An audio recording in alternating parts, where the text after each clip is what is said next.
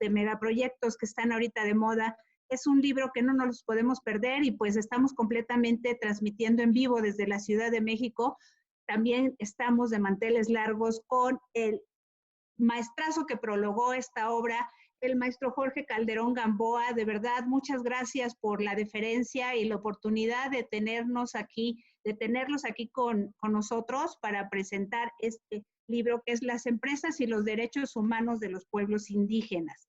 Es importante que entremos en el contexto de la obra de la que nos toca hablar el día de hoy.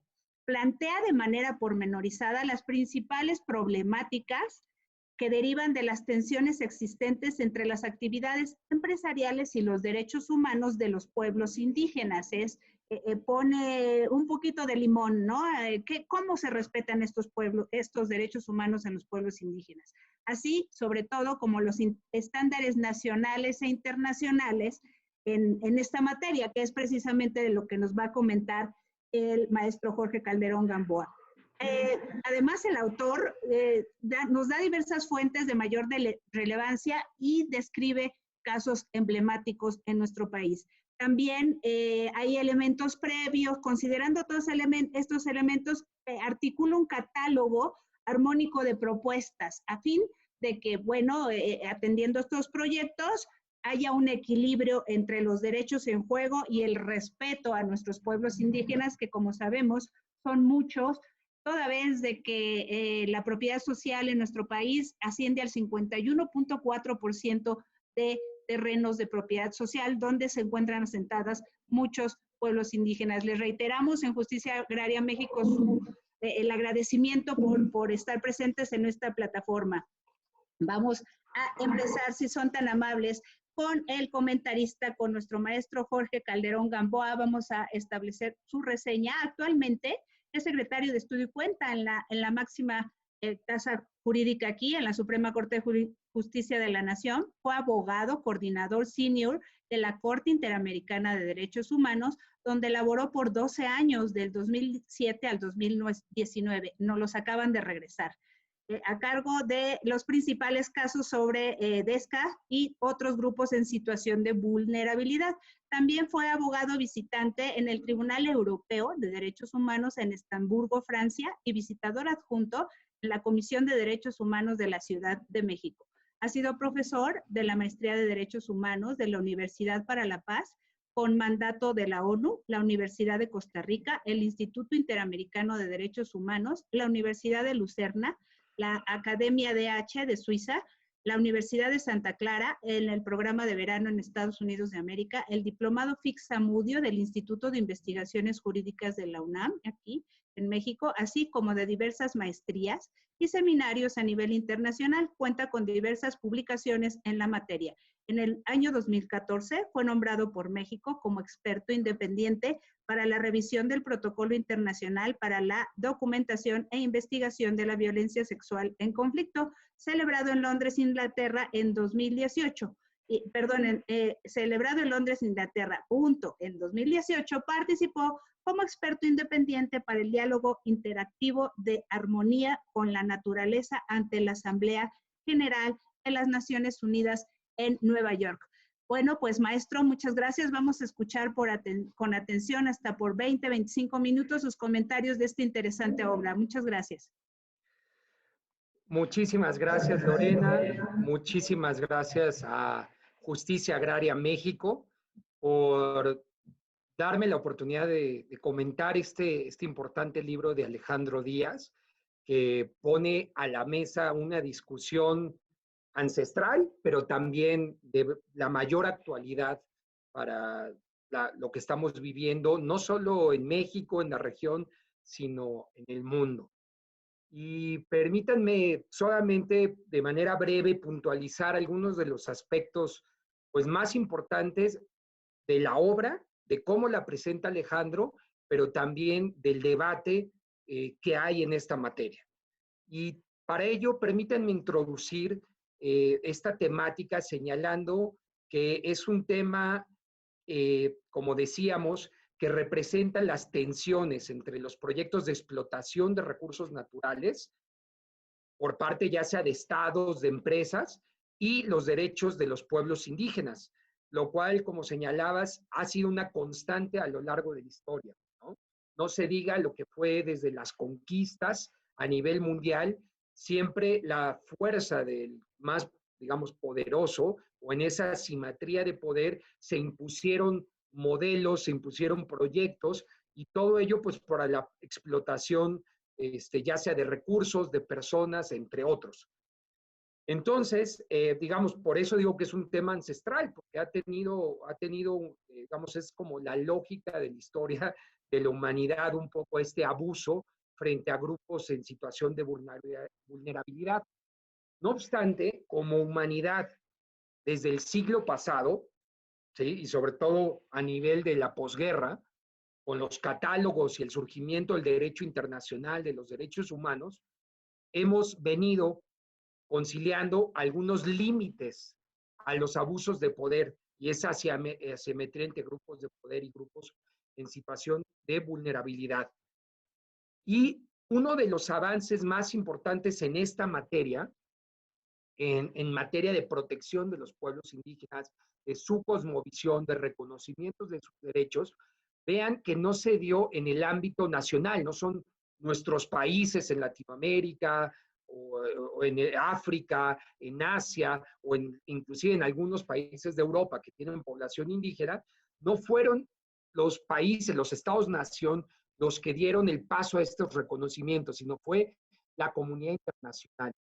Y es por eso que en el seno de Naciones Unidas, en 1900, en los 80s, se dio el convenio 169 de la OIT, que es una organización del trabajo, pero ahí es donde se presentó la oportunidad de que los pueblos indígenas fueran escuchados y reconocidos. Y es a partir de ese convenio, que tiene otros antecedentes, pero no vale la pena mencionarlos porque no reflejaban un reconocimiento de pueblos indígenas, sino el 169 es el primer paso que reconoce autonomía a los pueblos indígenas, es que se advierte y se le ponen límites a los estados nacionales para que respeten esa cosmovisión, esa autonomía indígena, y para que lo que les pertenece o lo que es parte de la cosmovisión del pueblo indígena, como son la naturaleza, no llamemos recursos naturales porque ellos no lo ven así, sino la naturaleza sea también protegida. Después hay diversos desarrollos, ¿sí? También en sede internacional. En 2006 hay también se consolida la Declaración sobre Pueblos Indígenas de la ONU, que es otro paso importante en este reconocimiento de los derechos de los pueblos indígenas. Y recientemente, también en las Américas, tenemos ya la finalmente aprobación de la Declaración Americana sobre Derechos de los Pueblos Indígenas, que ya también va en sintonía con todos estos estándares internacionales que establecen límites para explotación de recursos de los pueblos indígenas. Bueno, es importante señalar que todos estos impulsos, todos estos aportes internacionales, los han hecho los estados, ¿sí? Porque los estados son los que representan a la comunidad internacional en los organismos internacionales. Y es por eso que pues hay una obligación intrínseca que si los estados nacionales se obligan, o sea, se comprometen a constituir un tratado, una declaración que reconozca esos derechos, de acuerdo a lo que se llama el principio pacta sunt servanda, o digamos, el que las partes se obliguen a cumplir con lo acordado, pues los estados someten su soberanía para cumplir con esos estándares que ellos mismos se han impuesto, pero no como un estado individual, sino como la comunidad internacional, reconociendo que los derechos de los pueblos indígenas van más allá del reconocimiento de un solo estado o de un solo municipio o de una sola jurisdicción, sino que son derechos universales que la comunidad internacional busca proteger y por eso los estados tienen esa obligación. Bueno, en este contexto es que se sitúa la obra del maestro Alejandro Díaz, la cual de manera pues, muy clara, precisa, completa, aborda y desarrolla los principales estándares tanto nacionales como internacionales en esta materia, en esta tensión de la cual estamos hablando. Primeramente, me parece destacable que va hacia atrás y aborde el surgimiento de lo que se denominó en su momento la responsabilidad sobre la gestión empresarial, ¿no? Lo que en algunos tiempos le llamaban que las empresas debían de ser socialmente responsables. Y eso sí, fue un primer paso muy importante, pero esa concepción se ha ido desarrollando, ha ido evolucionando hasta lo que hoy en día ya conocemos como una responsabilidad directa de las empresas en materia de derechos humanos. Y vean la relevancia que a nivel internacional, acordémonos que, digamos, a principios del siglo pasado, los sujetos de derecho internacional eran solamente los estados. Posteriormente, los derechos humanos, como fuentes internacionales, eh, introducen la idea de que también el ser humano puede ser sujeto de derecho, aunque esté representado por estados y por organismos internacionales. Eso, digamos, tiene una evolución que en diferentes tribunales le ha dado lo que se llama locus standi judicio, como una potestad de acudir al tribunal, no solo a los estados, sino también a los individuos. Después tenemos como las cortes penales internacionales ya también reconocen responsabilidad internacional no solo a los estados, sino también a los individuos que cometen crímenes de guerra, crímenes de lesa humanidad, etcétera. Entonces, el desarrollo del derecho internacional ha ido reconociendo a diversos actores como responsables, como sujetos del derecho internacional. Bueno, con esta evolución que nos señala Alejandro en el libro, nos estamos avecinando a una nueva concepción de que también las empresas, sobre todo transnacionales, también son sujetas, pueden llegar a ser sujetas del derecho internacional. Ahora vamos a ver algunos matices y seguramente Alejandro nos podrá explicar, pero en la evolución del derecho internacional es muy importante cómo se ha ido consolidando también la responsabilidad de las empresas transnacionales por violaciones a derechos humanos. Bueno, también la obra, otro aspecto es que analiza lo que en su momento se llamaron las reformas estructurales y su impacto en los derechos de los pueblos indígenas. Y para ello, Alejandro destaca casos emblemáticos en diferentes estados de la República Mexicana que muestran esta falta de respeto a estos derechos de los pueblos indígenas. Por otro lado, la obra nos recuerda que a la luz del corpus juris internacional, o sea, este cuerpo jurídico, este parámetro internacional convencional de derechos, el Estado o los Estados tienen un deber de no solo de respeto, no solo de no afectar a los pueblos indígenas, sino, como ya lo dijimos, de garantizar los derechos en su jurisdicción. Y esto tiene diferentes aristas que se han desarrollado también a nivel internacional, y es que los estados tienen que crear regulaciones específicas para que las empresas, ¿sí?, las personas morales, cumplan con sus obligaciones de respeto de los derechos humanos. Ahora, no solo hay que crear regulación, sino también fiscalizar y monitorear su actividad. Y esos son elementos sumamente relevantes, donde varios estados de nuestra región se han visto responsables, no por actividad del propio estado, donde haya cometido violaciones contra pueblos indígenas, sino por no haber supervisado, monitoreado y regulado debidamente la actividad de las empresas frente a personas o pueblos indígenas. Y dentro de ello también Alejandro nos destaca que los estados tienen la obligación de dotar recursos efectivos para tutelar los derechos humanos en general y particularmente de los pueblos indígenas.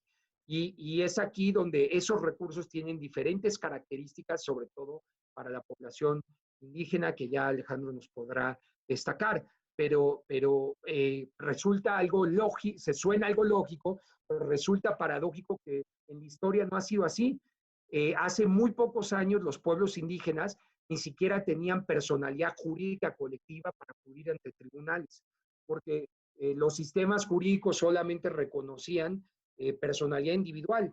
Entonces, si se afectaba, yo tenía que ir como indígena a reclamar mi propiedad, digamos, privada, eh, mostrando que se me había afectado. Y muchos países no tenían una regulación que pudiera reconocer a todo un colectivo su propiedad, digamos, colectiva. Entonces, esto también ha sido una evolución importante a raíz de los estándares internacionales. Eh, bueno, hasta aquí, digamos, algunos puntos de la obra. Déjenme señalar algunos otros aspectos. Primero que nada, bueno, yo conozco a Alejandro porque tuve la oportunidad de colaborar juntos en la Corte Interamericana de Derechos Humanos en San José de Costa Rica ya años atrás, donde él hizo una visita profesional y tuvimos la oportunidad de estar en el mismo equipo trabajando. Y la verdad ahí pude ver el interés que Alejandro tenía sobre estos temas, la dedicación, el profesionalismo y la agudeza jurídica, digamos, para detectar problemáticas específicas y sobre todo con un especial énfasis en grupos vulnerables, su interés por medio ambiente, etcétera. Entonces es desde esa época que hemos mantenido el contacto y que yo he venido viendo el desarrollo que Alejandro ha tenido, no solo desde el punto de vista profesional, sino también académico, en sus labores de tanto articulista, comentarista, moderador, académico, etcétera. Y es muy, muy grato para mí poder ver este desarrollo que lo plasma en esta obra del mayor interés. Otro aspecto que también señalamos en la obra, sobre todo en el prólogo que tuve la fortuna de comentar, es los estándares desarrollados por la Corte Interamericana sobre esta materia. Y es por eso que comento que Alejandro pues tuvo la oportunidad también de colaborar allá con nosotros en la Corte Interamericana y donde él pudo ver de primera mano cómo se venían desarrollando estos estándares y los impactos específicos que caso a caso se tenían y en las jurisdicciones, no solo del país que se le condenaba, sino el estándar que generaba a nivel regional. Y ahí permítanme destacar los desarrollos de la jurisprudencia de la Corte Interamericana, que se dan tanto del caso Mayagna-Guastingui, que es quizás el primer caso que lidia con explotación de recursos naturales en manos de terceros, pero que el Estado tiene responsabilidad de tutelar, que no se invada las comunidades indígenas. Pero un caso muy particularmente emblemático para esta materia es el caso Caliña y Locono contra Surinam, que es el primero que desarrolla estándares sobre empresas y derechos humanos y particularmente su impacto en el medio ambiente. Y ese caso justamente había una tensión no solo entre proyectos del Estado, proyectos de empresas en la explotación de recursos naturales, sino inclusive la tutela que el Estado hacía con la implementación de reservas naturales, pero en territorio indígena. Y es en ese caso que la Corte desarrolla como sus primeros tinteros sobre las tensiones que hay entre medio ambiente y derechos de los pueblos indígenas, para decir que es una falsa tensión, porque, digamos, por lo general, tampoco generalizando, pero por lo general, los pueblos indígenas tienen una interrelación adecuada y sostenible con el medio ambiente. Por lo tanto, no son derechos disímiles, sino son complementarios. Y en esa complementariedad es que se debe garantizar que los pueblos indígenas también garanticen la conservación del medio ambiente. En esa oportunidad pudimos ir a territorio de Surinam a hacer un monitoreo que se llama in situ de la situación donde se le estaba privando a los pueblos indígenas de acudir a su territorio por ser una reserva natural o por haber un proyecto de extracción minera, y donde al revés, lo que se pudo comprobar, y eso está reconocido en la sentencia, es justamente esa compatibilidad y esa protección per se que tienen los pueblos indígenas respecto del medio, de la protección al medio ambiente. Por lo tanto, en esa sentencia se recogieron por primera ocasión los principios rectores sobre empresas y derechos humanos avalados por el Consejo de Derechos Humanos de la ONU. los cuales pues justamente van en esta tendencia de reconocimiento de responsabilidad de las empresas transnacionales por actividad que viole derechos humanos, ¿sí? Pero en este caso, como la Corte Interamericana no puede juzgar a las empresas, porque su competencia no es esa, sino la responsabilidad de los estados, ahí se basó en justamente este deber de garantía de los estados para monitorear, regular, fiscalizar la actividad de las empresas.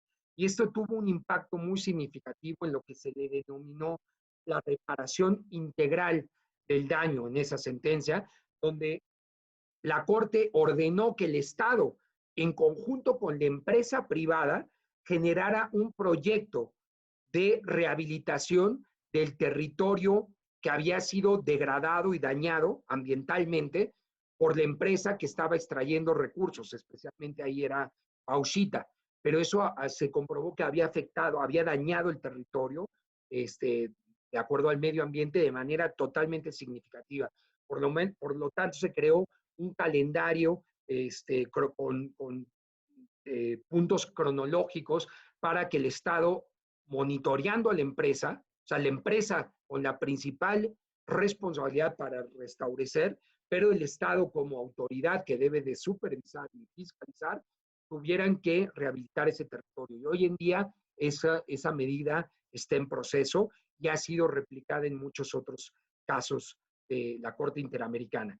Y es así como esa sentencia dio pie a que posteriormente en la opinión consultiva 23 de la Corte Interamericana sobre Derechos Humanos y Medio Ambiente, se hiciera un reconocimiento también otra vez de que las empresas tienen responsabilidades por violación a derechos ambientales, y no solo en términos de comunidades indígenas, sino también en lo general, pero particularmente frente a pueblos indígenas. Y recientemente, en este año, la Corte ha reiterado ese criterio en el caso Blanca versus Argentina, otro caso de pueblos indígenas, donde la Corte también se pronunció sobre violaciones a los derechos del disfrute de medio ambiente sano.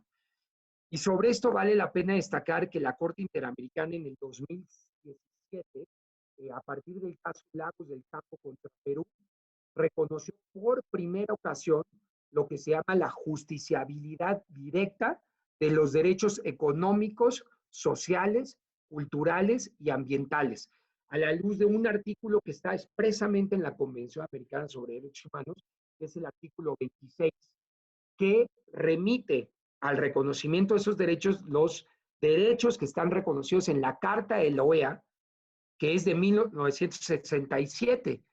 Entonces, permítame señalar y destacar qué importante es este reconocimiento de la Corte Interamericana, porque anterior a ese caso no había jurisdicción internacional, digamos, para llevar de manera directa derechos medioambientales, derechos de pueblos indígenas, etcétera, ante la sede internacional. Pero a partir de esa sentencia, el caso Lagos del Campo, se abre esta jurisprudencia para reclamar de manera directa este tipo de violaciones.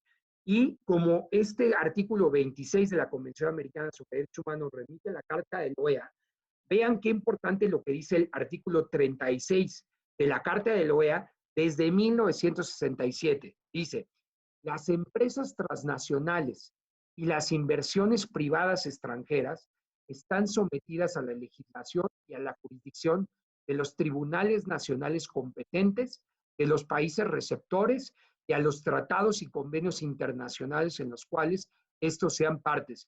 Y además deben ajustarse a la política de desarrollo de los países receptores, ¿sí? Entonces tenemos la vía directa para reclamar, no solo en sede internacional, sino en sede interna, digo, además del caudal de leyes que tenemos a nivel nacional en México, pero tenemos que el artículo 26 de la Convención Americana tutela este artículo 36 de la Carta de la OEA, que le pone límites a las empresas, no solo nacionales, sino sobre todo extranjeras, haciendo actividad en nuestro país o cualquier otro país de la región.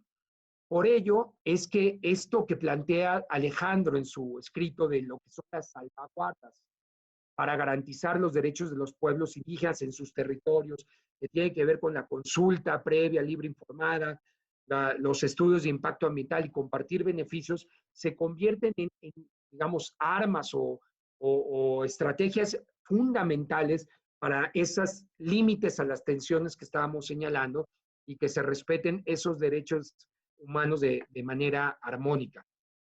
Y concluyo señalando que, bueno, es un honor para mí participar en esta obra, que me parece que hace aportes muy concretos a un tema, como ya lo dijimos, en debate, ¿no? Que no está concluido, que no está la palabra final, sino que al hecho de estar en desarrollo, existen muchísimas puertas todavía abiertas, y es ahí donde Alejandro inserta no solo los estándares existentes sobre la materia, sino que de manera muy destacada nos brinda nuevas propuestas para reflexionar sobre cómo lidiar con esta temática de los derechos de los pueblos indígenas y la actividad empresarial que sea de manera responsable.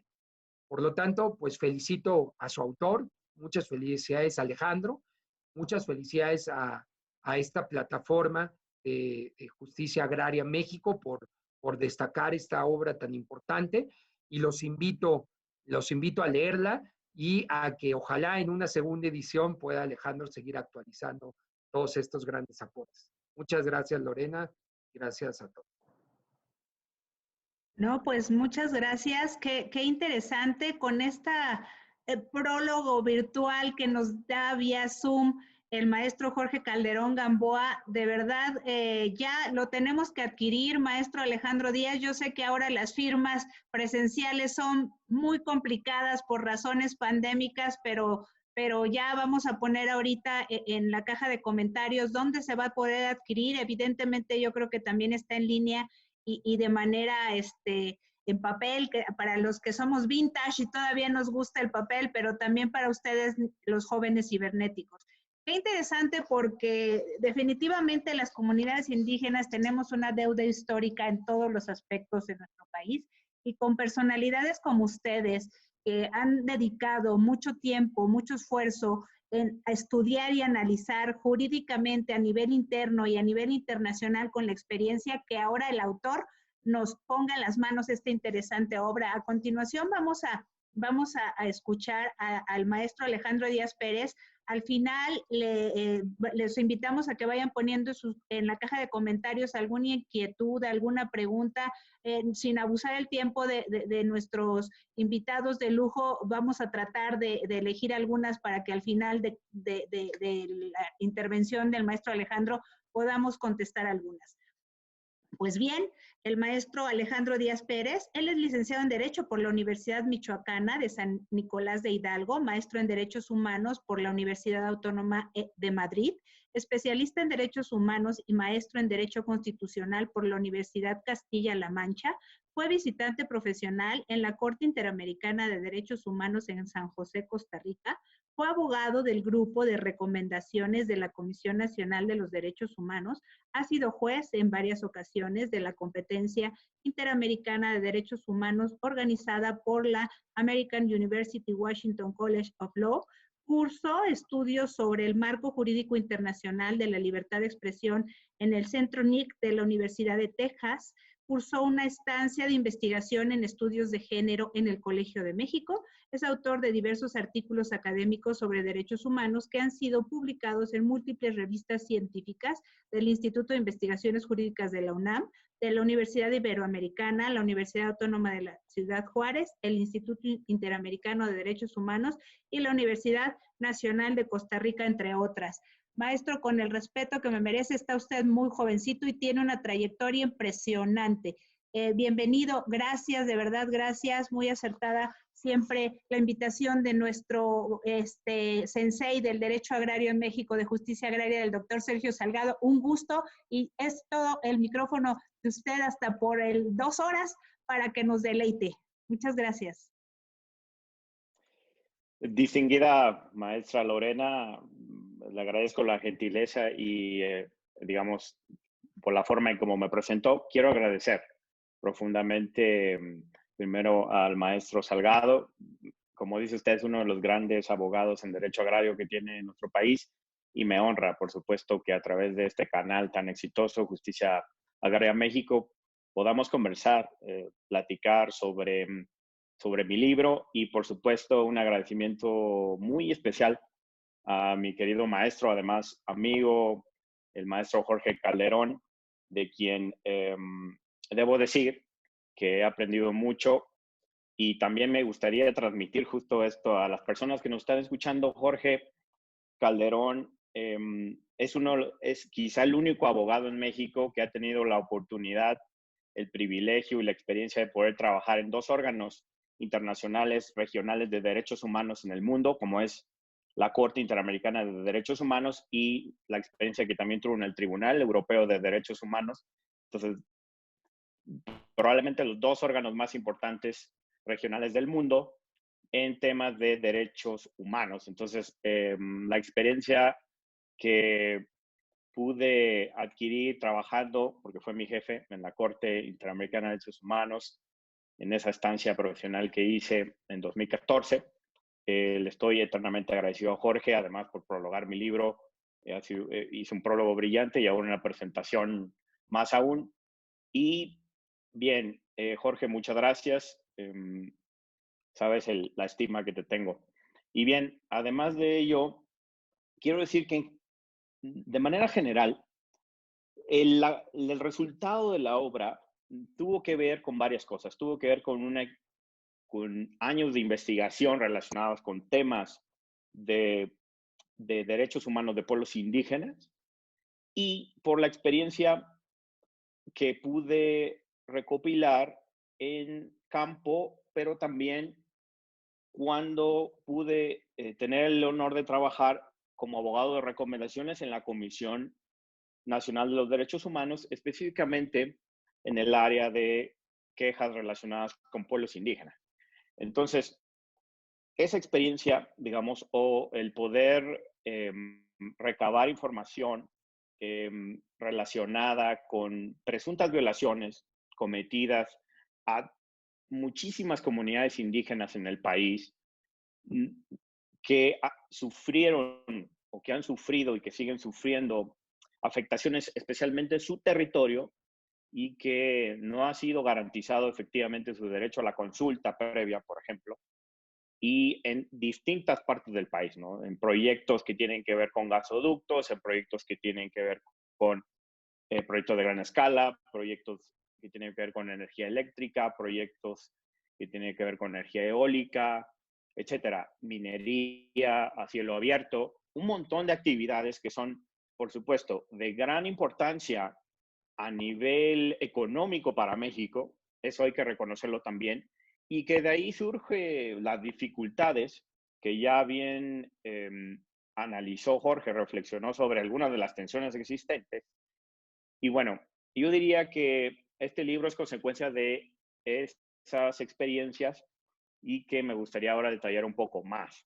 Digamos que la obra está dividida en 2 vertientes. Primero, trato de describir cuál ha sido los antecedentes de la conformación del Corpus Juris internacional relacionado con la responsabilidad que tienen las empresas privadas con los efectos negativos o efectos adversos en los derechos humanos, en términos generales. Porque debo decir que son múltiples el tema de empresas y efectos de las empresas en los derechos humanos es un tema sumamente grande, es un tema sumamente amplio y que son múltiples. Pero en un primer esfuerzo, el libro aborda esa parte, ¿no? Quiero describir esa parte del Corpus Juris, cómo se fue conformando el marco de responsabilidad de las empresas frente a los efectos que tienen en los derechos humanos y especialmente me preocupé por los efectos que tienen en los pueblos indígenas, ¿no? Eso por una parte. Luego, por otra, ya la descripción de las obligaciones del Estado frente a las empresas privadas o frente a terceros, que en esto, la jurisprudencia internacional, especialmente desarrollada, como ya también bien describió Jorge, ha sido, digamos, profunda, pero es relativamente reciente, especialmente por alguna decisión del Comité de Derechos Económicos, Sociales y Culturales en su observación 24, que, digamos, en mi opinión, viene a delimitar de manera más profunda cuáles son esas obligaciones que tienen los estados, aunque especialmente del Pacto Internacional de Derechos Económicos, Sociales y Culturales, respecto de sus actividades en los DESCA, ¿no? Y los efectos que tienen para entidades privadas y las obligaciones del Estado para supervisar, fiscalizar, deber de proteger, deber de garantía, etcétera. Y bueno, me gustaría concentrarme un poco más en esta segunda parte, ¿no? En las obligaciones del Estado. ¿Por qué? Porque, y para poder describir con un caso, y ese que viene en el libro, describo varios casos, pero me gustaría ejemplificar uno que, en mi opinión, es un caso que describe muy bien las dificultades en la práctica de poder articular de mejor manera o resolver este tipo de casos complejos que involucran los intereses de empresas transnacionales, los intereses propios del Estado con proyectos de desarrollo y los derechos de las comunidades indígenas que están en juego, ¿no? Y bien, digamos que ahondando en esta parte de las obligaciones del Estado frente a las empresas, claro, no todos los estados pueden ser responsables por violaciones a los derechos humanos que cometen entidades privadas, ¿no?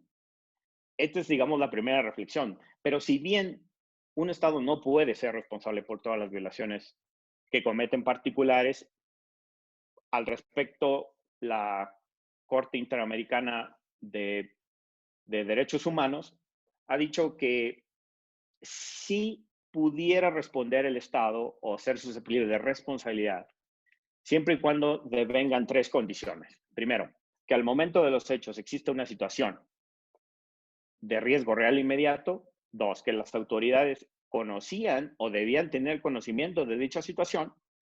Y tres, que a sabiendas de ese peligro no se adoptan medidas razonables para prevenir o evitar ese riesgo. Entonces, digamos que esta primera aproximación de la jurisprudencia fue, en mi opinión, muy bien resuelta por la Corte Interamericana de Derechos Humanos, pero creo que aún en términos especialmente de DESCA, que como también ya bien describió Jorge, la evolución jurisprudencial respecto a derechos económicos, sociales y culturales es bastante reciente. Es bastante reciente, tiene pocos años. 4 o 5 años que la jurisprudencia de la Corte ha empezado a delimitar el contenido de los DESCA. Por tanto, para mí es muy valioso lo que ha dicho el Comité de Derechos Económicos, Sociales y Culturales de las Naciones Unidas en relación con la observación 24, que ha insistido que los estados pueden ser responsables de la acción o inacción de entidades empresariales por varias razones. Primero, si la empresa de que se trata actúa, de hecho, siguiendo las instrucciones del Estado parte o bajo control o dirección al realizar el comportamiento en cuestión, esa es una, como puede suceder, por ejemplo, en el contexto de contratos celebrados por las autoridades públicas, ahí ya se activa una obligación estatal, de acuerdo a lo que dice el comité. Dos, cuando una entidad empresarial esté facultada por el derecho interno del Estado parte para ejercer atribuciones de poder público, ¿no? O en circunstancias tales que requieran ese ejercicio de atribuciones de poder público en ausencia o defecto de las autoridades oficiales, ¿no? También en el caso y en la medida en que el Estado parte reconozca y adopte el comportamiento como propio.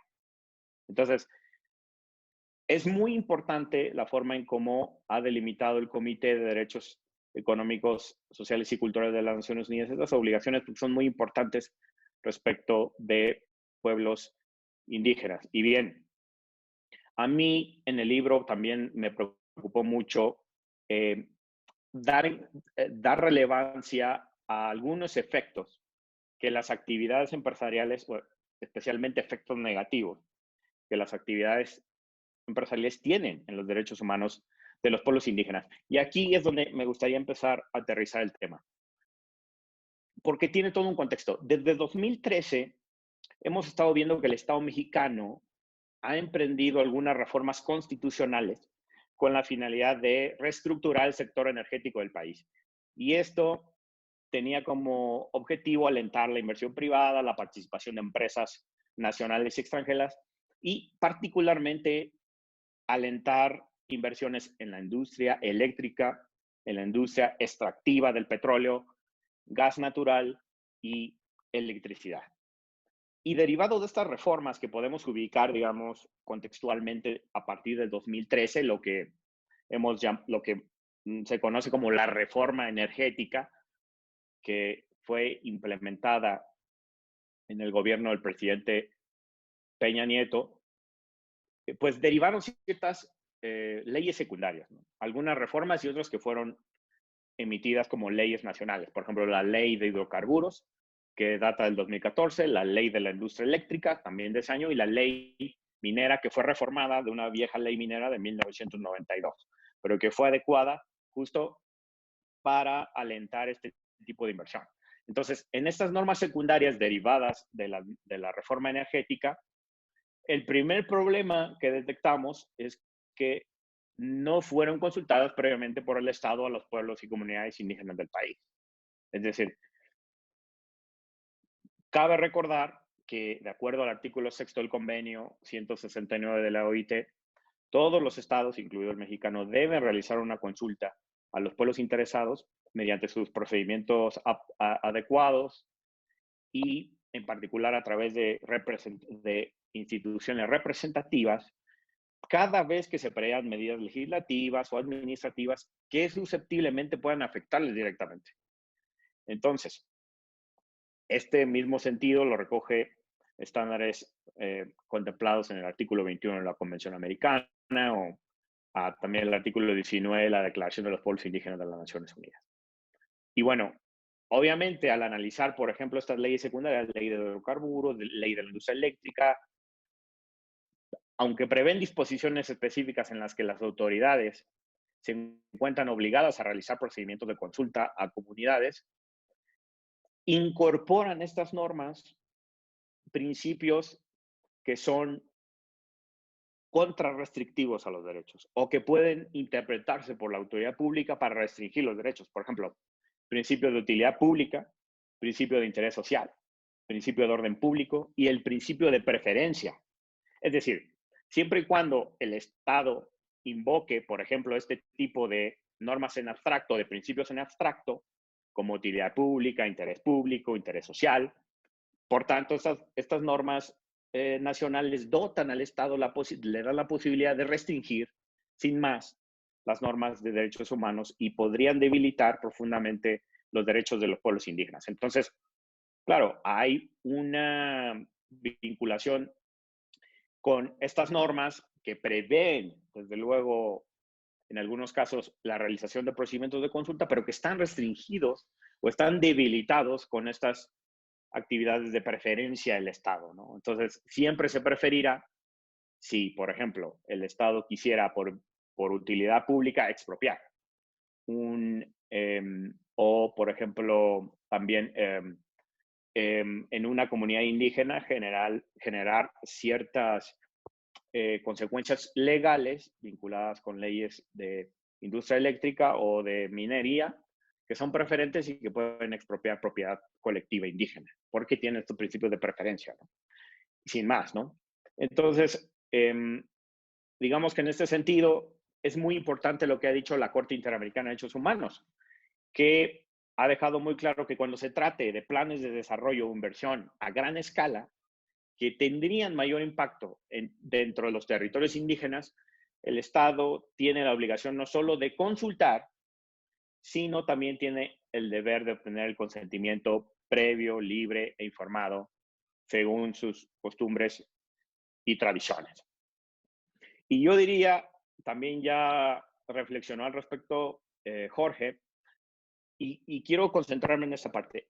Hay un debate aún no acabado, en mi opinión, y que debería empezarse a dejar poco más sentado por los órganos internacionales sobre la diferencia existente entre el procedimiento de consulta en relación con el de obtener el consentimiento previo libre informado. Es decir, hay una especie de confusión entre el alcance de las obligaciones del Estado, porque el término consultar no tiene el mismo efecto jurídico que el término obtener el consentimiento. ¿Por qué? Porque se entendería que el término consultar implicaría un procedimiento deliberativo, sí, pero que pudiera tener excepciones, ¿no? Que pudiera tener ciertas limitaciones y que sería menos potente, ¿no?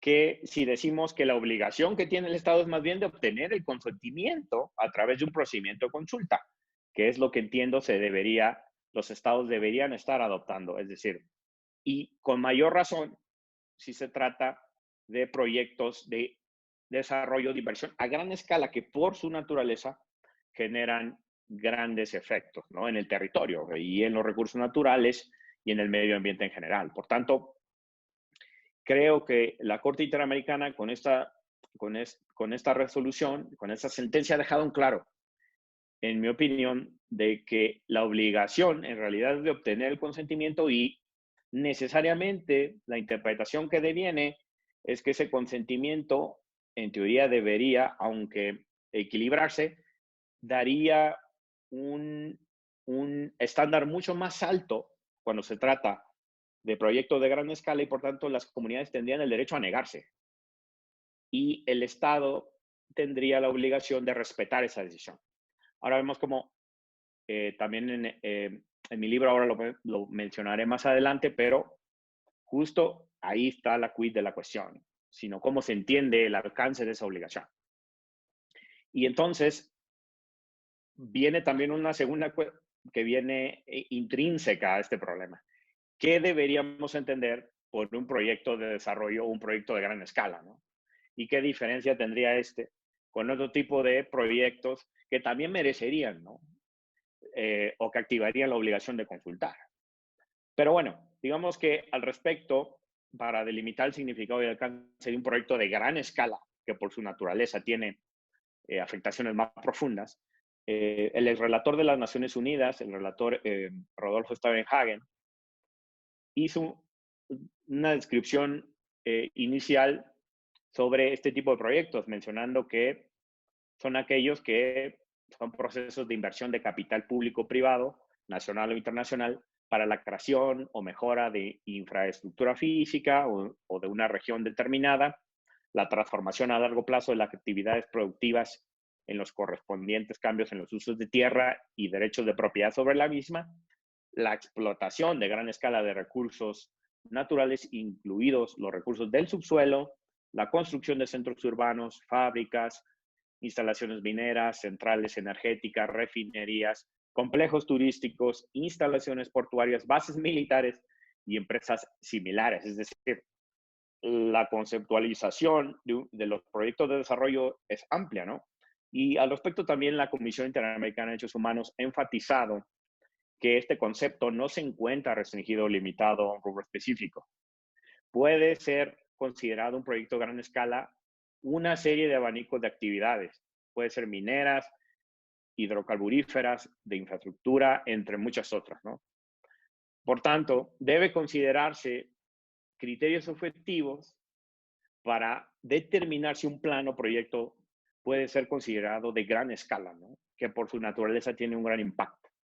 Por una parte, las características del proyecto, es decir, aquello que determina su magnitud o dimensión, y por otra parte, hay que incorporar el elemento objetivo de cuál es el impacto humano que tiene ese proyecto, cuál es su impacto social y tener en cuenta las circunstancias particulares del pueblo indígena o tribal afectado, ¿no? Entonces, estos son los elementos más objetivos que podríamos delinear.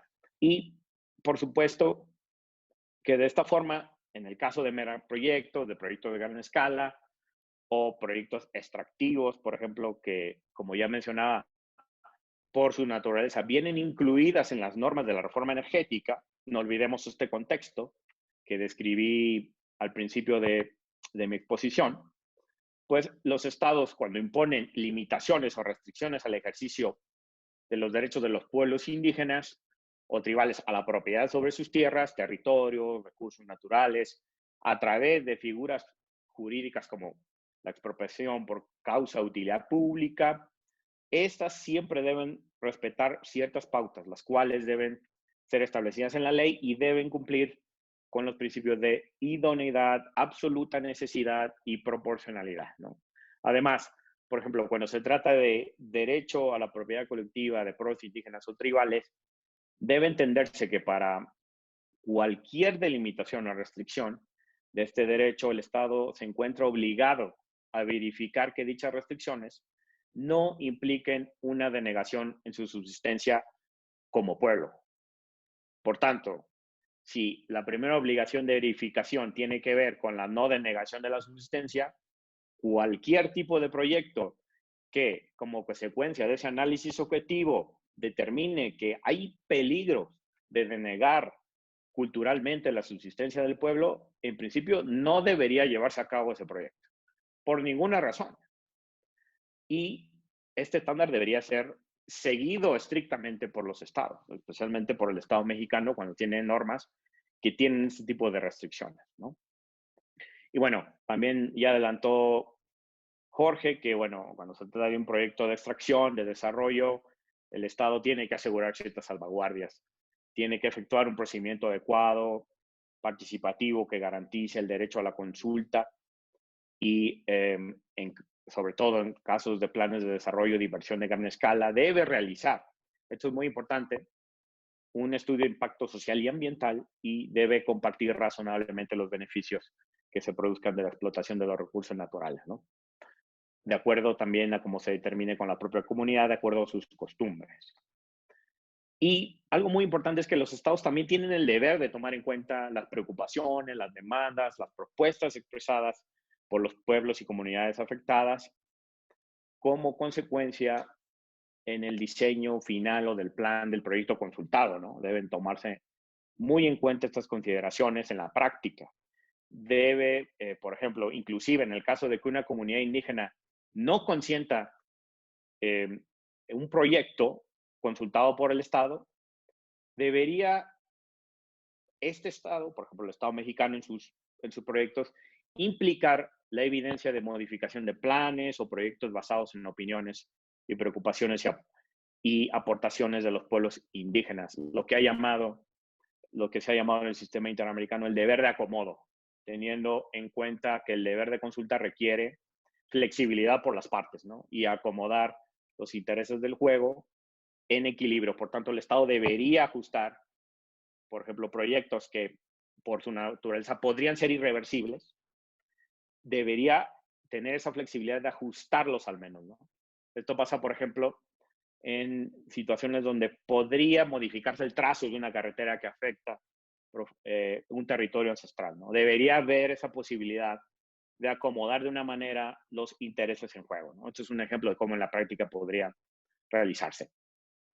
Y bueno, todas estas reformas que el Estado mexicano, que es en el que me enfoco, por supuesto, en el libro, un poco de los efectos que tienen en México, describo muchos casos, también describo algunas leyes secundarias todavía más específicas, como los planes quinquenales de licitación.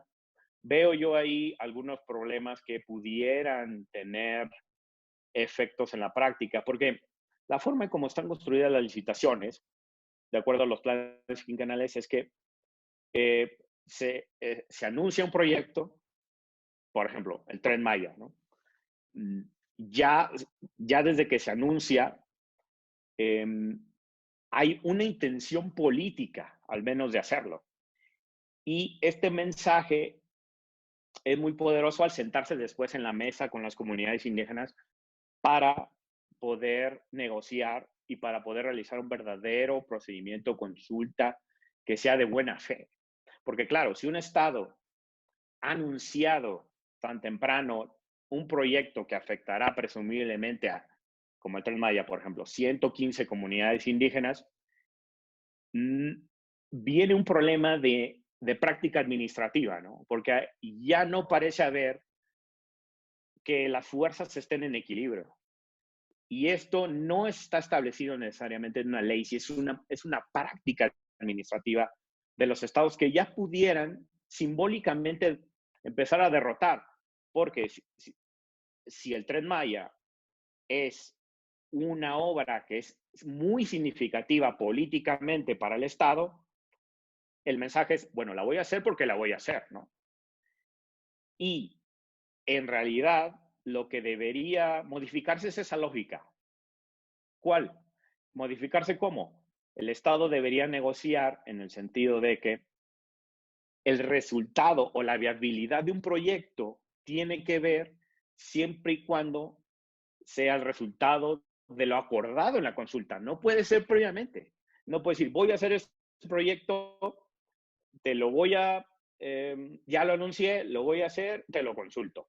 No, debe haber una predisposición, una reflexión por parte del Estado de entender de que la lógica debería ser al revés. Es decir, voy a llevar a cabo este proyecto siempre y cuando lo pueda convenir contigo. Y siempre y cuando este proyecto sea viable de acuerdo a lo que acuerde contigo, no previamente. Entonces, ese cambio de la lógica, en mi opinión, aunque pudiera estar establecido en principios en el derecho internacional, en la Constitución, también se trata de prácticas administrativas, lo cual, y de lógica de entendimiento de los procedimientos de consulta por parte de las autoridades, y yo diría inclusive una lógica de desarrollo bastante particular, ¿no? Porque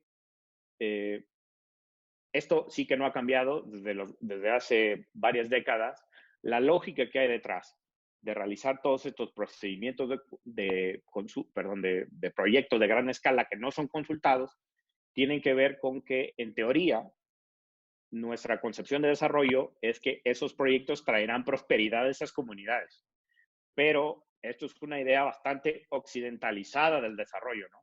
Nosotros no podríamos decidir necesariamente qué es lo que las comunidades, de acuerdo a su propia cosmovisión, ellos consideran que es desarrollo para su propia cultura. Entonces, esta es una idea preconcebida que rebasa más allá del derecho.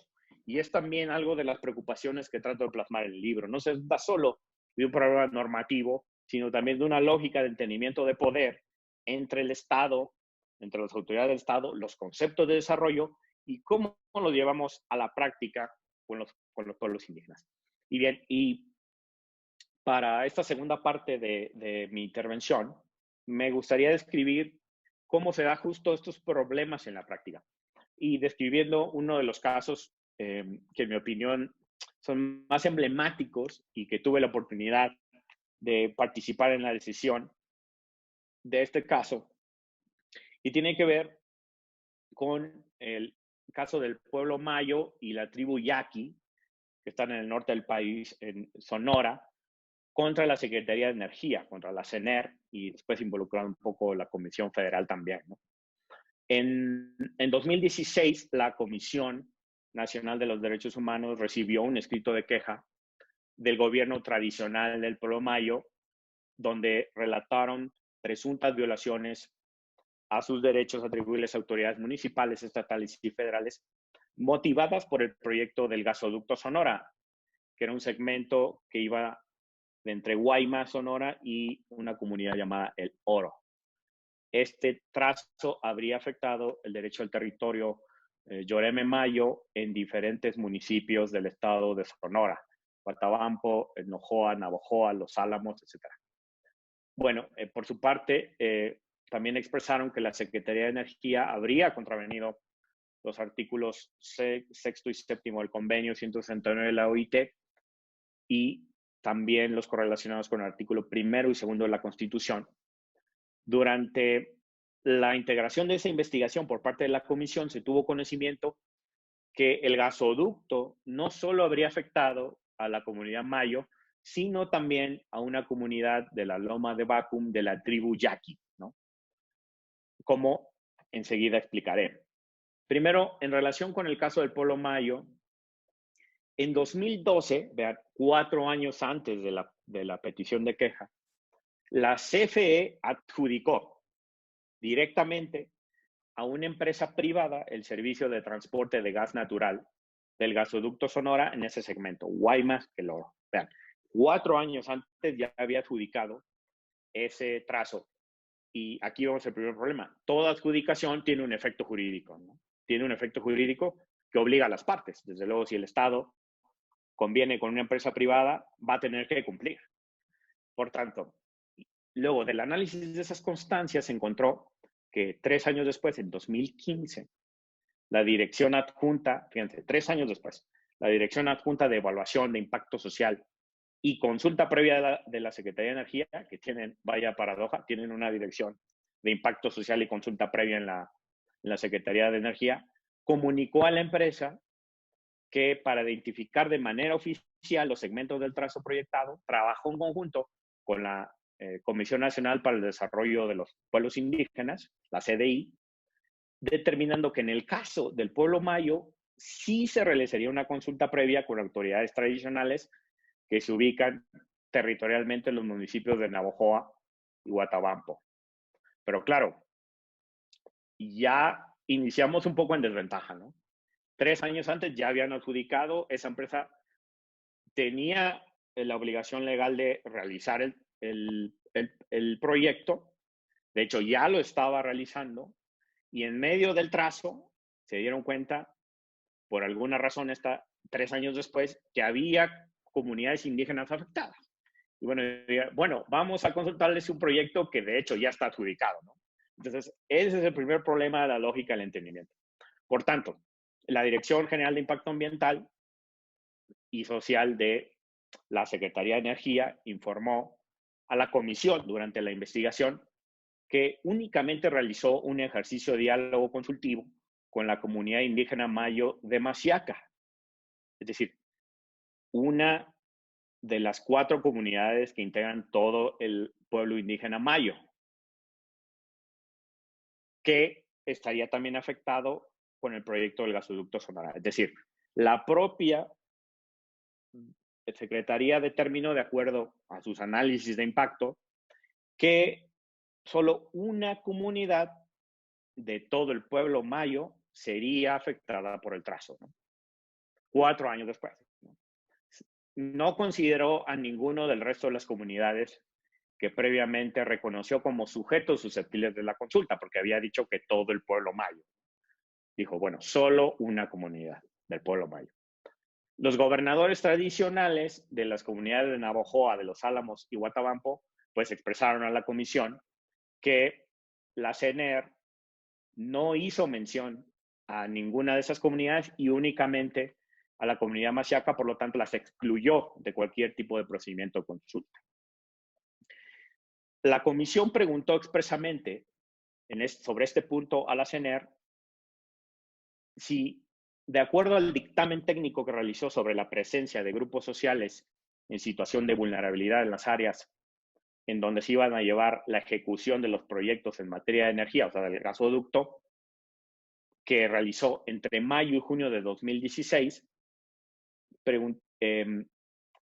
argumentó, la CNR, que el trazo no afectaba de manera directa a ninguno de los pueblos tradicionales del pueblo Mayo. Pero, no obstante, se encontró que en el caso de la comunidad Masiaca, sí se reúnen 2 de los requisitos para declarar la procedencia de la consulta. Habían dicho que primero, la presencia de un sujeto colectivo titular del derecho, y 2, que el proyecto entraña visiblemente una afectación directa de tierras de esa comunidad, ¿no? Repitiendo, que solamente el pueblo Masiaca de la comunidad de Mayo, la pueblo indígena Mayo, estaría afectada. Pero ante, digamos, esa contradicción, porque había otros 3 pueblos indígenas que decían, bueno, a mí también me afecta, la propia CNR reconoció que a partir del análisis de la información que entregó la empresa, la Dirección de Impacto Ambiental realizó un dictamen técnico sobre la presencia de sujetos colectivos al derecho a la consulta y que en base a esa información determinó que solo el diálogo consultivo se realizaría con la comunidad maziaca. Es decir, la Dirección de Impacto Ambiental determinó que solamente esa comunidad tenía una afectación derivado de la información que le dio la empresa privada, es decir, la que iba a realizar el gasoducto, y en base a ese dictamen que hizo al interior de la empresa, que tenía la obligación, que tenía adjudicado el contrato, la empresa le comunica a la Dirección de Impacto Ambiental, quien reconoce que en base a esa información determinaron que solo ese pueblo. Es decir, el Estado habría determinado, es decir, la Secretaría de Energía, habría determinado con base a información de la empresa quien adjudicó que solamente esa comunidad indígena había sido afectada. Y bueno, ahora vamos a ver por qué particularmente se da esta coincidencia. Bueno, pues resulta que de acuerdo con esta información, ese dictamen técnico de afectación se realizó con base en la información que la empresa privada remitió a través de un diagnóstico sociocultural, en donde decía que la única comunidad indígena afectada era maziaca y las demás no. Pero al mismo tiempo, la CENER indicó que esa empresa privada no ejerció debida diligencia en materia de derechos humanos, toda vez que llevó a cabo acciones con la comunidad maziaca durante el año 2015, sin informar a la Secretaría de Energía. Ello cuando aún tenía conocimiento oficial de las acciones que estaban planeando para garantizar el derecho a la consulta. Es decir, en 2015, la CENER se dio cuenta que la empresa había pactado un contrato de servidumbre legal únicamente con esa comunidad. Y paradójicamente, la empresa, más bien coincidentemente, la empresa realizó un estudio sociocultural que determinaba que solamente esa comunidad indígena tenía afectaciones. Es decir, parecía o era de facto más bien una simulación. La empresa había ya pactado previamente solo con esa comunidad, la empresa le da le transmite esto a la CENER y la CENER lo asume como propio y determina que solamente esa comunidad indígena puede ser afectada. Y bien, para ya poder dar mayor rapidez, porque ya quiero terminar, luego el caso de la tribu Yaqui, que también pasaba por esa parte del trazo. Decíamos, la CFE adjudicó a una empresa privada el tema del gasoducto. ¿Y qué pasó con la tribu Yaqui? Que es algo que también me gustaría decirlo en un par de minutos. Una de las comunidades de la tribu Yaqui, Loma de Bacum, expresó su rechazo rotundo y categórico a la construcción del gasoducto Sonora del segmento Guaymas-El Oro. Pero la tribu Yaqui está integrada por 8 pueblos. 7 de esos pueblos habían dado su consentimiento informado a la CENER para realizar el trazo, pero solamente una comunidad no lo había hecho. ¿Y por qué creo que esto podría también representar un caso complejo, ¿no? Solamente, ¿qué pasa cuando una tribu que tiene 8 comunidades indígenas, solo una de ellas se niega y 7 dan el consentimiento? ¿Qué pasa con ello, no? Creo que deberíamos responder a esa pregunta diciendo que todas las comunidades indígenas tienen su propio tipo grado de afectación y en este caso, recordando un poco el deber de adecuar, la Comisión Nacional determinó que el Estado debió haber considerado modificar al menos el trazo respecto de esa única comunidad que no consentía, porque en efecto se comprobaba que había una afectación profunda. La empresa respondió que no podía modificar el trazo porque esto le costaba 12 millones y medio de dólares adicionales al proyecto originario. Por tanto, vean cómo a veces los temas económicos pesan más sobre los derechos de los pueblos indígenas. Y bien, con esto me gustaría terminar y dar paso a lo mejor a la última parte, si tuviera alguna pregunta. Y bueno, agradecerles profundamente el haberme escuchado. Muchísimas gracias. Wow, qué interesante. Y la verdad es que siempre he dicho que esta materia agraria, minera, ambiental, de derechos económicos, sociales y culturales, tiene una línea muy delgada entre lo jurídico, lo político y lo económico. Qué interesante los antecedentes que nos da el maestro Alejandro el previo en el contexto en que nos puso el maestro Jorge Calderón, porque si se dan cuenta, estamos hablando de casos relativamente recientes, de los 2015, 2000. ¿Y qué pasaba antes? Yo trabajé muchos años en los tribunales agrarios y déjenme les digo que esos trazos, perdón, pero como los refranes de México, primero matas y después viriguas. Un día aparecían y despertaban nuestros campesinos y ya aparecía el circuito exterior mexiquense a la mitad de su parcela, ¿no? Entonces, algo está pasando porque o ya aparecían los tendidos de las líneas de la CFE, antes Luz y Fuerza del Centro, de repente ya aparecían en su siembra, ¿no? Y el problema está en las radiaciones y toda esta situación que se da. El deber de acomodo, Dios, o sea, lo que dice de denegar culturalmente a un poblado, imagínese la situación también que genera en la inversión. Usted habló ahorita, maestro, del Tren Maya, ya llegaron comentarios evidentemente al respecto. Si me permite, preguntas, y me dice, nos comenta, primero saludar a todos que nos están siguiendo, son muy taquilleros, muchos comentarios y felicitaciones, maestro Alejandro. Después las lee con calma porque lo están felicitando mucho. Nos dice Jerry Navarrete, recordemos también que el tema del gasoducto de Sonora no aplicaba la reforma energética, dice que todavía no aplicaba. El magistrado Aldo Saúl Muñoz López, muy amable que nos está viendo, magistrado, muy importante la temática, gracias por divulgar estos eventos. No, pues gracias, usted interactúe porque si alguien sabe de estos temas, es usted, magistrado. Precisamente Jerry dice que es Masiaca. Estuvimos en esa asamblea comunal, ya en una asamblea al respecto. Por aquí hay una pregunta. ¿En qué momento opera el derecho de preferencia?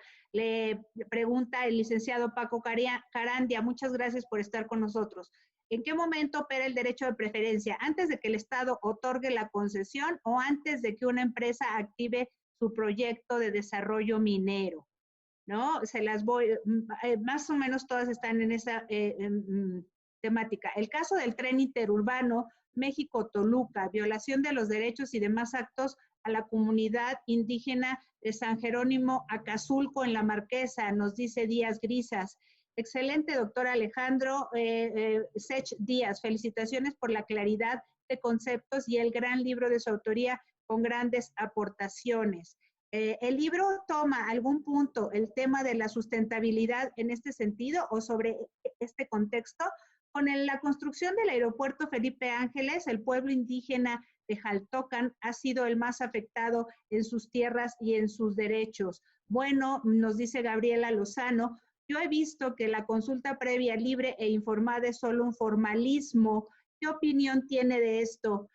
Al final, también ahorita nos está diciendo Jerry Navarrete, yo personalmente estuve presente en la liberación de gasoductos de Sonora, del Censad B hasta el Oro. Todo fue conforme a derecho con la presencia de la Procuraduría Agraria y se contó con un traductor. Sí es importante porque, pues bueno, las lenguas indígenas son variadas y no necesariamente nos entienden muchos conceptos, ¿no, maestro Alejandro, maestro Jorge? Adelante quien quiera hacer alguna referencia a los comentarios que nos están haciendo en Facebook Live.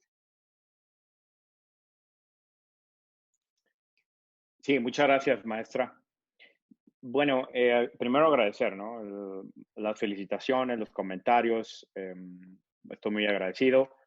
También comentarles que el libro puede ser adquirido y leído ya más en su contexto. Aquí, obviamente, por el tiempo solo pudimos abordar una pequeña parte, pero el libro trata justo de responder a cada una de estas interrogantes de lo que está sucediendo entre las empresas, la tensión con el Estado y los pueblos indígenas, y puede adquirirse en Gandhi, en Sanborns, puede adquirirse en el sótano, en la Casa del Libro, o directamente con la editorial, tanto en digital como, como en físico. Y bien, respecto, son muchas preguntas, y a nivel técnico, bien decía la maestra, usted maestra, que a nivel técnico este tema es tan transversal porque involucra temas ambientales, agrarios, temas de constitucionales, temas de derechos humanos, temas de leyes de licitaciones públicas, temas muy complejos. Involucra transversalmente y, por supuesto, de debida diligencia de empresas y de obligaciones de Estado. Voy a empezar con la última pregunta respecto del caso que describí, que viene en mi libro. Debo decir que la Comisión Nacional, al analizar la queja, determinó la existencia de violaciones al derecho a la propiedad colectiva y a la consulta previa, además del derecho a la libre determinación. Es decir, esto ya es una resolución que emitió la Comisión Nacional, pueden leerla, pero este órgano constitucional autónomo declaró la violación en ese procedimiento específico, tanto contra la comunidad mayo como por la tribu yaqui. Entonces, si quieren leer más las razones del por qué se llegó a esa convicción, pueden leerla en la página de la Comisión Nacional. Por tanto, sí hubo violaciones, sí se declaró, al menos como lo vio la comisión, y de hecho hubo obligación de reparar el daño, que ahí vamos a ver también es un problema, el problema de las reparaciones. Y bueno, el desequilibrio para mí tiene que ver más allá de un tema de derecho, tiene que ver con las posiciones en la mesa y con un tema de política, un tema de economía, un tema mucho más complejo que en la práctica el Estado no está sabiendo, en mi opinión, desde hace muchos años. No tiene que ver con este gobierno, no tiene que ver con anteriores gobiernos, tiene que ver con la concepción que hay detrás de todos los proyectos de infraestructura. Y lamentablemente, por ejemplo, respecto del derecho de preferencia, basta con que el Estado determine que un proyecto es de orden público, como de hecho ha sucedido en el Tren Maya, como para que privilegie ese proyecto y se considere como un proyecto que podría ser susceptible de limitar cualquier tipo de derecho de propiedad. Basta con eso. Entonces, ese es uno de los problemas si no aplicamos los estándares de derechos humanos, porque evidentemente, también hay que decirlo, aunque las leyes de hidrocarburos, la ley minera y la ley de la industria eléctrica, aunque contengan esas normas, si no son compatibles con las normas de derechos humanos, hay que modificarlas, que es también una de las propuestas que adelanto de mi libro. No es al revés. No es que porque en las normas están establecidas, pues bueno, vamos a tener que, las comunidades van a tener que adecuarse, es al revés. Las normas tienen que adecuarse, las leyes internas, a las normas de derechos humanos. Porque es el primer deber del Estado, de cualquier Estado democrático, garantizar los derechos humanos de sus ciudadanos y ciudadanas. No hay ningún bien más importante, ninguno. Ni una carretera, ni un hotel de gran escala, ni un gasoducto. No hay nada más importante que garantizar los derechos de las personas. Por tanto, pero bueno, es parte de cumplir con las obligaciones. Por tanto, en ese sentido, yo también los aliento a que puedan leer esa parte del libro donde propongo 16 medidas para poder mitigar esta situación y que tiene que ver con reformas muy profundas que hay que hacer de prácticas administrativas, de mecanismos legales, de supervisión que hay que perfeccionar. Entonces, me quedaría yo hasta este punto para no alargarme más. Es un tema muy complejo, muy interesante y hasta ahí podría yo mi participación. Muchas gracias. Muchas gracias, maestro Alejandro. Pues bueno, ya quedamos, es más, yo creo que ya ahorita ya lo están comprando varios porque nos están preguntando ahí en la caja de comentarios dónde está, ya el maestro dijo físicamente dónde está, ya pegamos la liga también. Pues muchas gracias, maestro Jorge Calderón. ¿Algún comentario final, si es usted tan amable? Muchas gracias, Lorena y Alejandro. Magnífica exposición. Alejandro,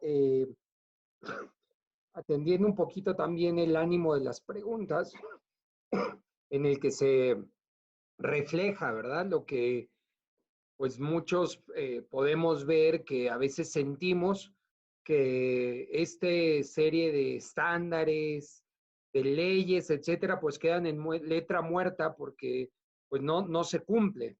Entonces, pues ahí solamente alentar sobre la relevancia de que existan estándares, de que existan casos comparados, casos paradigmáticos, que haya un compendio internacional, un corpus juris internacional, un corpus juris también nacional, que conforman hoy en día para México lo que se ha denominado como el parámetro de regularidad constitucional.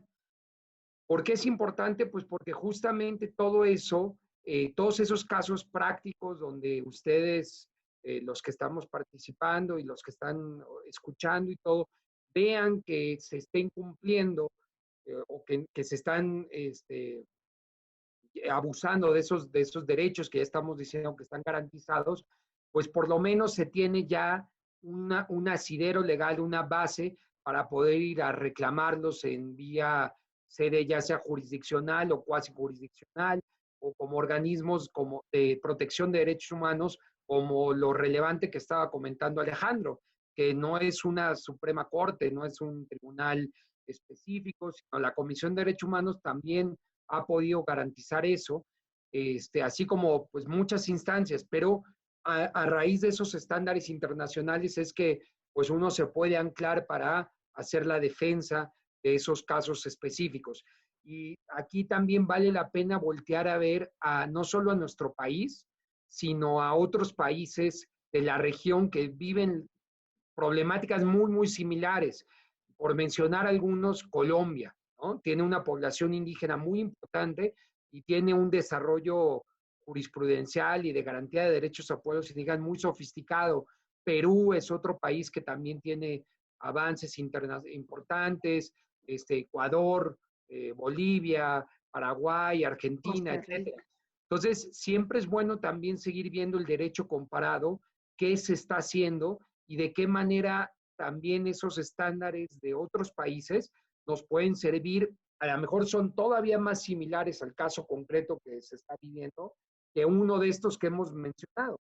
Pero justamente el que ya haya apertura, el que haya bases genéricas de reconocimiento de derechos de los pueblos indígenas, que haya tratados internacionales, abre la puerta a que los tribunales o las autoridades encargadas de proteger estos derechos puedan tutelarlos.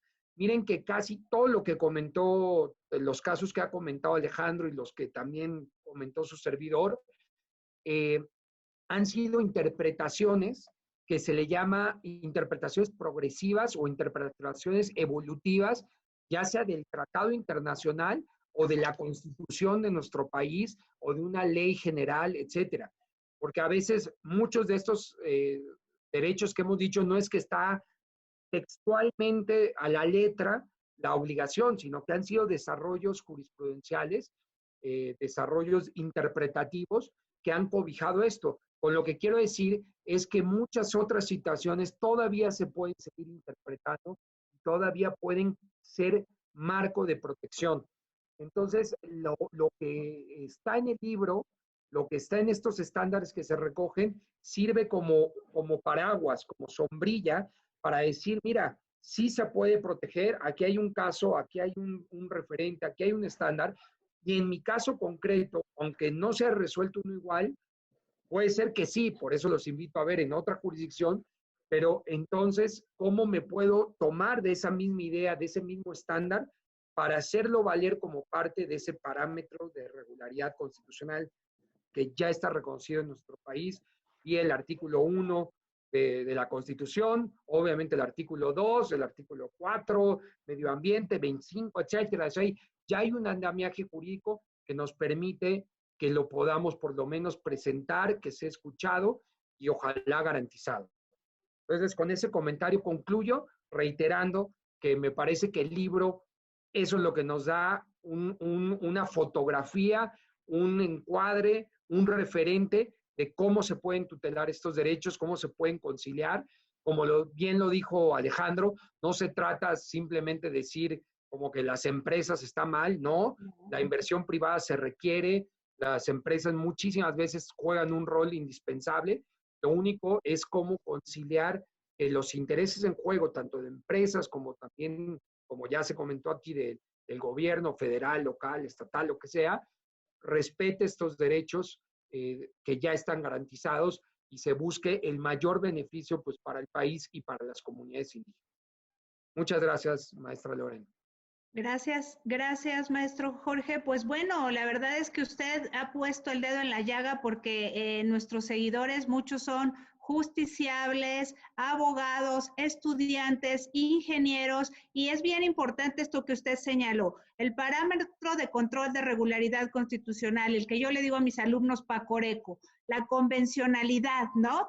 Que además de este librito, o sea, ya salgamos, además de la legislación doméstica, tenemos el andamiaje internacional, que volteemos, como lo señala usted, afuera. Ya no somos un ente solo, sino somos globales. En nuestro entorno hay criterios que nos pueden servir de base para hacer algo por México, por nuestro país y por esas comunidades indígenas en esa interpretación progresiva, a ver si les podemos pagar un poquito de esa deuda histórica que tanto le debemos. Muchas gracias, maestro Jorge. Maestro Alejandro Díaz, autor de lujo, a reserva de que primero Dios, pasando estos momentos pandémicos, podamos verlo para que nos firme el libro que seguramente todos vamos a adquirir. Además de un comentario final, sus redes sociales, ¿dónde lo pueden seguir? ¿Dónde podemos estar atentos a todo su trabajo? Maestra Lorena, muchísimas gracias por esta invitación, al maestro Sergio también, a Justicia Agraria México y por supuesto especialmente al maestro Jorge Calderón, muchas gracias. Y bueno, igual invitarlos a que puedan poder leer el libro, reflexionarlo, criticarlo, hacerme llegar sus observaciones. Con todo gusto, puede ser a mi correo electrónico, a dario-alejandro@hotmail.com. En mis redes sociales pueden verme en Twitter como alexdiaz-1, @alexdiaz-1. En Facebook estoy como Alejandro Díaz. Y también tengo una fanpage en el propio Facebook, que es Alejandro Díaz, Derechos Humanos. Y pueden seguirme, ahí con todo gusto les respondo cualquier duda, comentario sobre el libro o sobre cualquiera de los temas de investigación. Se los agradeceré mucho. Y de nuevo, muchísimas gracias por este fantástico espacio y por la oportunidad de estar aquí, maestra. Muchísimas gracias. Gracias de verdad a todos ustedes que nos escuchan y que hacen de Justicia Agraria México un espacio siempre para visibilizar este tema, estos tipos de temas tan interesantes. Señores, estamos a la vanguardia. Esto es de lujo porque esto es progresivo, nada es estático. El derecho, los derechos humanos, por favor, estudiemos todos los días. Les agradecemos el favor de su atención, de su deferencia. No pudimos leer todos los saludos, pero estamos a sus órdenes y poco a poco les contestaremos. Buena tarde y estamos al pendiente. Hasta la próxima. Gracias, perdón, a mi productor David Cruz, señorón Sergio Salgado. Un beso, cuídense.